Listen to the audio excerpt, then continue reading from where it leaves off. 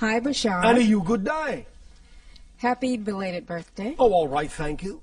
For those that are not familiar with this idea, even though it is not literally the birthday as you understand it, in our reality, again, having a different time frame dimensional experience, the date that corresponds to my date of birth in your reality was November 11th. Yes, thank you. 157. Wow. This is my first experience with you here. Well, this is my first experience with you. Congratulations. Thank you. So I have a mundane question. There are no mundane questions. Oh, great. That's good to know. Thank you. Is it important to you? Yes, it is. Why would you consider it mundane then? Because I felt like everyone else was asking questions that pertain to other. Because I felt like everyone else was asking questions that pertain to other cosmic issues. Yes, and I The daily questions of physical life are just as spiritual as any other question. You understand? Yes, thank you. Equality to all. Yes. If it is important to you, it is not mundane. Thank you. All right. What is your question? My question is, I'm in a work environment where I want to know what my purpose there is and how soon can I get unstuck to create the life that I really want, that I prefer. Right. The way we usually go about exploring this issue is to ask you a question, and certainly not a mundane one at all. The question we ask is, are you doing what excites you the most in life or not? No. Thank you for your honesty. The next question is, when will you choose to do what excites you the most in life? Bigger question. I wanted to choose it yesterday, but... And you didn't because? What belief systems are holding you back? Fear. Of? Fear of... Yes. Fear of what? Choosing something and that not really being what really brings me joy. So you're saying that if you choose something that excites you, you might actually be choosing something that doesn't excite you. Well, my challenge is Yes. choosing something that excites me, because it may excite Why is me. that a challenge? That's easy to do. Yes, okay. Do you believe that? Obviously not. No. All right. May I explain it to you in a way that will allow it to seem easier? Yes, please. Why, thank you. The idea that has been, in a sense, perpetrated throughout much of your New Age consciousness of following your bliss and acting on your excitement usually doesn't come with a clear explanation of why or how to do that. Mm-hmm. The idea simply is to understand it first and foremost in a very simplified manner, as follows. When we talk about the idea of acting on your joy, your highest excitement at any given moment, we don't necessarily mean that it has to be a life-spanning career, a gigantic project, an all-consuming endeavor. We literally mean act on whatever is at any given moment out of all the choices you have available to you, many of which may seem mundane. Just act at any given moment on the one that contains the highest amount of excitement out of all the choices you have the ability to take action on. Period. That's it. It's that simple. Excitement is a thread. It leads to all other excitement. So if you are simply sitting around going, oh, I don't know what excites me, just look at what your options are. Just list your options at that moment.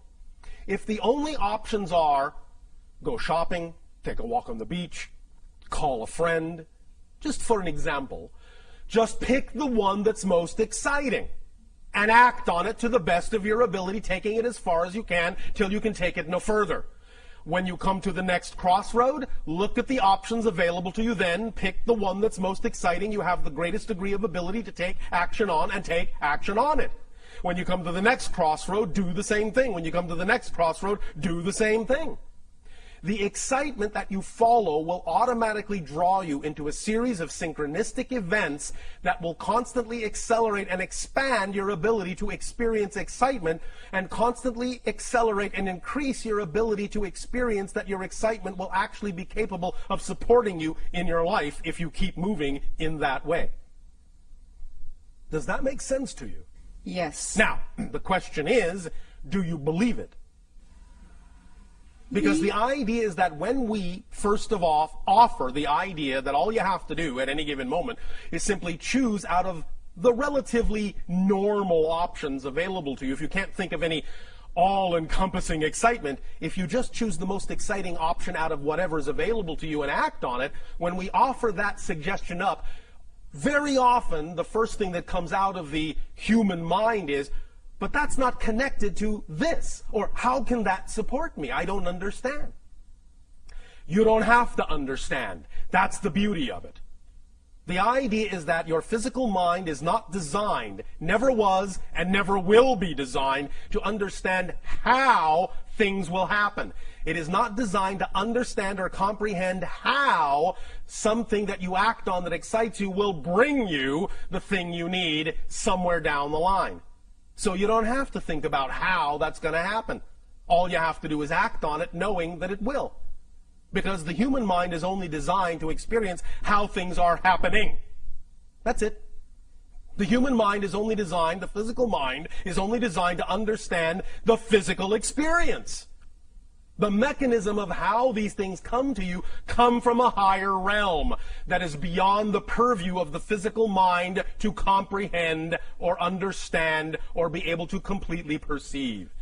So you need to stop doing the job of the higher mind, let the higher mind do its job, and bring you these things as you need them in the way that it benefits you best.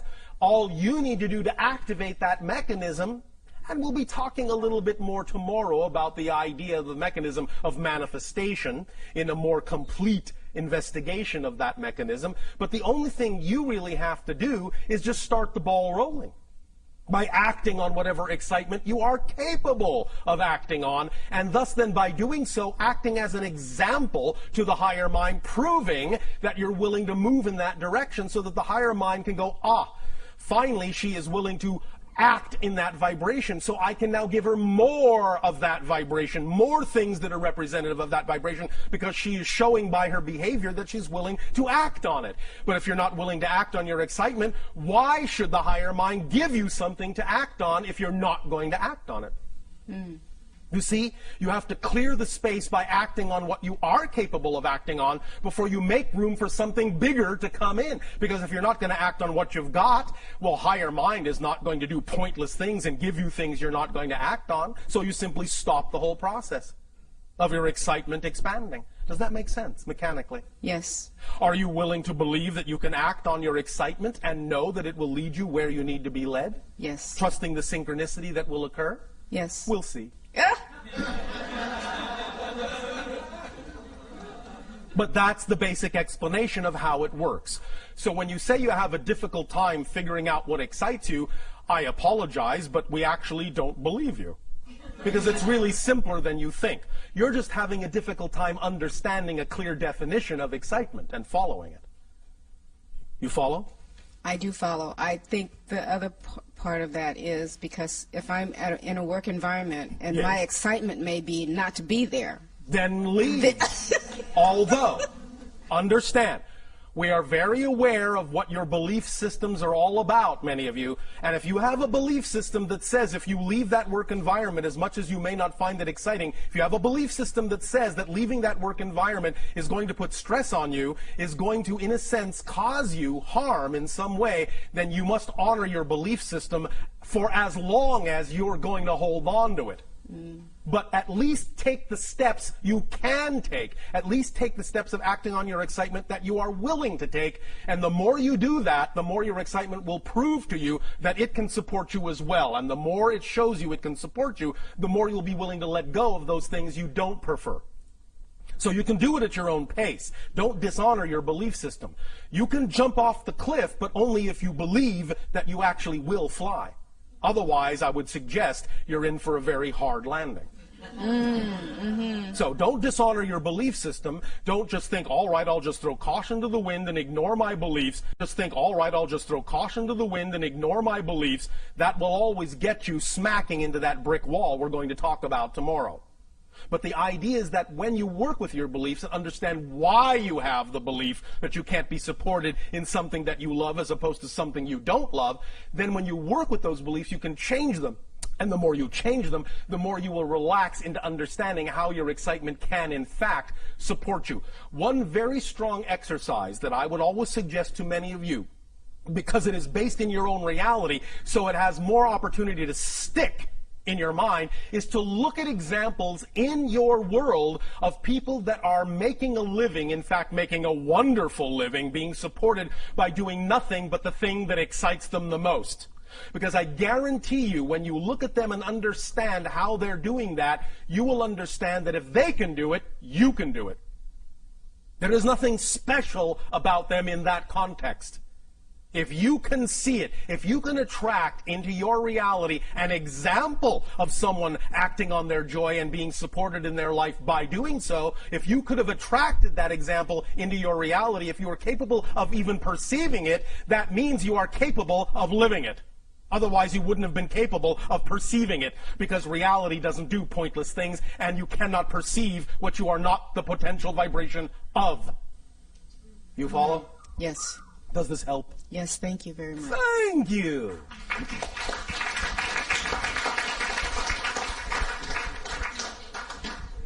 That was exciting.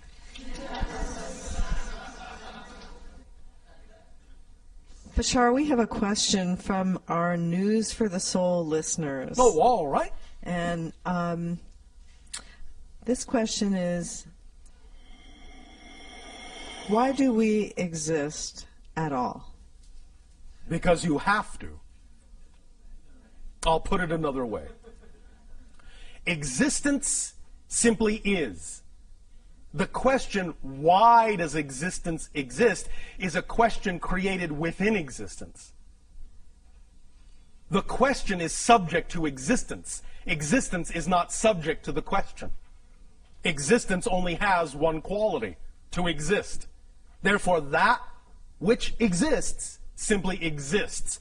It doesn't in any way, shape, or form need to justify its existence by asking, why does it exist? Existence exists because that's the quality it exhibits. Existence. That's amazing. We think so. All the things that will never exist already don't exist.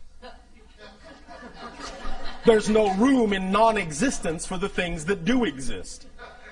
Therefore, if it exists, it doesn't need to explain why it exists. It exists because it's not non-existence. Therefore, the only other place it can be is in existence. That's the ultimate polarity of creation. I get the feeling that the people on your planet enjoy that kind of thinking. We do. There was one other question that I thought I'd slip in here Oh, from all right. another listener, and that is, what's the best way to overcome a phobia? It depends. There is no one best way. It depends upon the person. It depends upon their belief systems. It depends upon what permission slips work best for them. The best way, euphemistically, is their way.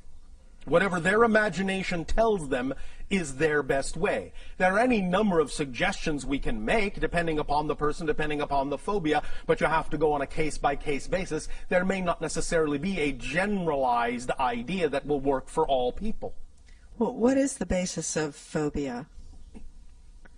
The basis of phobia is the idea of a belief system that allows you to see a representation of the belief that you are completely out of control. Does that make sense? Yeah, and so the specific phobia is a symbolic representation of the kind of belief, the kind of experience of being out of control that the person has. So, if you wish to carry this further, you could say the best way, quote unquote, to understand how to create or alleviate the creation of the phobia is to understand the symbology of what it is the person is phobic about as a symbolic representation of the control issue they feel that they lack within themselves. A lot of times people think they're connected like with a past life. In a sense, it can be. However, remember that from our point of view, there really is no such thing as the past or the future. So if they feel it's connected to another parallel, simultaneously coexistent experience, they have to understand that they're actually choosing to create that from the present life and simply cross-connect to another presently existing life for a purpose, for a reason, for an exploration, for an experience, for a lesson.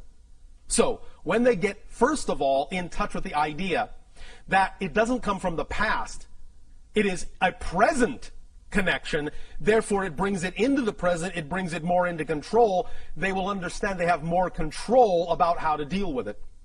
Because it's not coming from some deep, dark, mysterious past that they can't access. It's all being created now in the present, because here and now is all there is. There is no past, there is no future. There is only now. Does that make sense? Yeah, it sounds like a person will choose a corresponding life, a parallel life that has a symbolic representation of an issue that they're dealing with. Yes, now. they could. And in examining that, if that's one thing they would like to do, they don't have to, but in examining that, it might give them some reflective insight into what they have chosen to create for themselves in the life that they are dealing with. If they resolve the issue, that's one of the paths, obviously, for That's one way. alleviating it. But there's also things like desensitization. There are any number of techniques and tools and permission slips. It depends on the person. It depends on the choice. It depends on the experience they have chosen. It depends on a case-by-case basis. Depends on the beliefs. Okay. Depends on the purpose for why they are having that experience. Depends on what they're going to get out of it. Depends on what they're going to learn. Depends on how it will expand them. Depends on many things.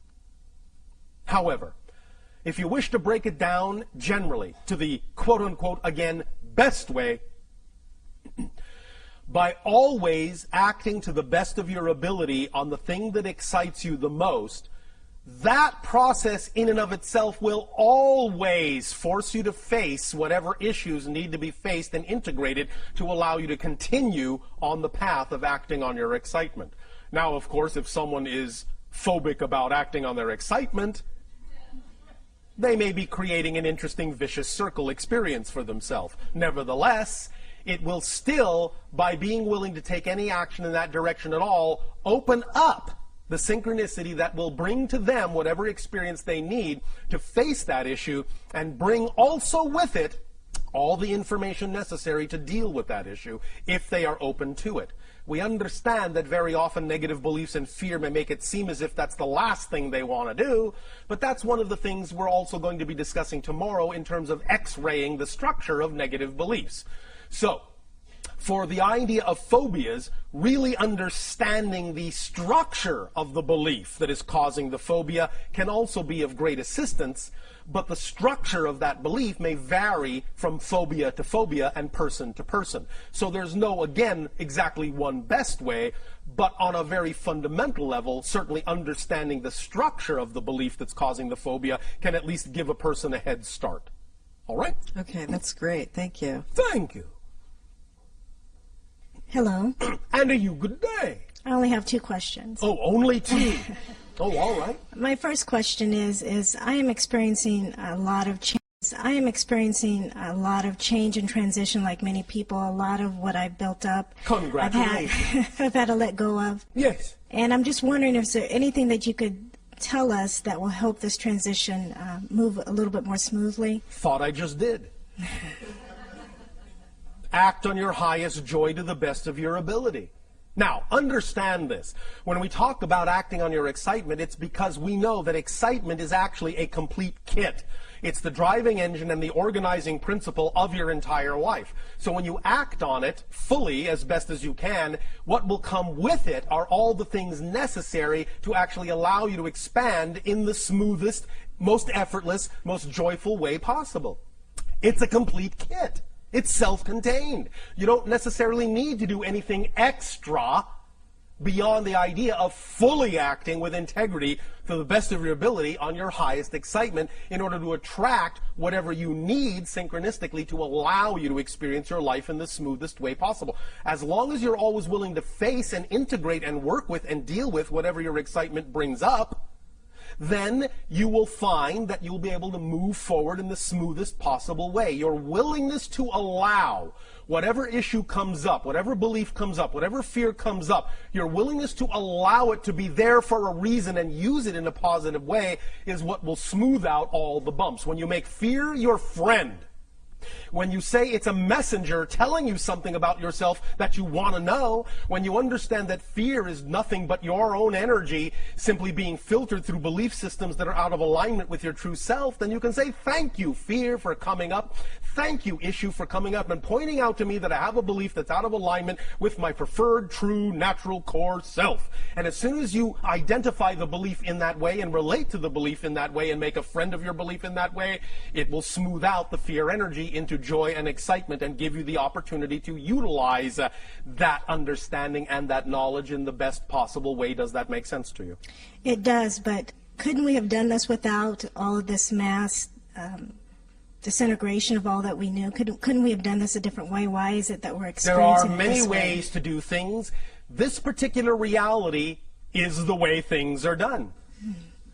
You are also, as a soul, having experiences in other realities where things are done differently. But you also chose to be here because you wanted to experience this way as well, because it's one of the valid ways to experience the idea of creation. Breakdown, build-up, destruction, creation. It's a very valid way to experience the idea of creation. And again, when you learn to enjoy it for what it is, you will smooth out the bumps in it. Many individuals on your planet have talked to us about the idea that you feel like you're stuck in some kind of remedial kindergarten class, a school of hard knocks, a suffering planet. We choose to view this as a master graduating class. So the idea is that, yes, all right, college, university, sure, it's a little tougher than high school, but you're up to it because now you are in the master class. So the more you know that's what it is and the more you treat it as such, the more benefit you will receive from the way things are structured and the smoother things will get, and you will not have to experience it that way anymore. But the idea is, again, using the power of paradox. When you allow it to be all right to experience it the way you are experiencing it, you will no longer have a reason to experience it that way. It's only the resistance to the way you're experiencing it that makes that experience take longer to change. I get it. Thank you. I knew you would. My last question is for the past year during meditation or a time where I'm slowing my mind down to connect, I'm experiencing a lot of pressure in my head. Yes. Could you explain what that's about? There are sometimes different symptomologies when you are realigning energies. Sometimes there are physiological side effects or symptomologies. That's all right. They will dissipate. As you become more smoothly aligned and less resistant to certain kinds of change, those pressures will smooth out. Right now, it's simply the idea that the energy you are attempting to integrate in your estimation, in your belief system, in your definition, is simply more than you're used to. You don't feel equal to it yet. Therefore, as we have euphemistically said by analogy, it's like you are trying to download a dam full of water through a garden hose. There is pressure. But when you widen the hose into a giant conduit, the pressure will be relieved because you become more equal to the energy you are channeling. You follow? Yes, I do. Does that help? Yes, thank you. Thank you.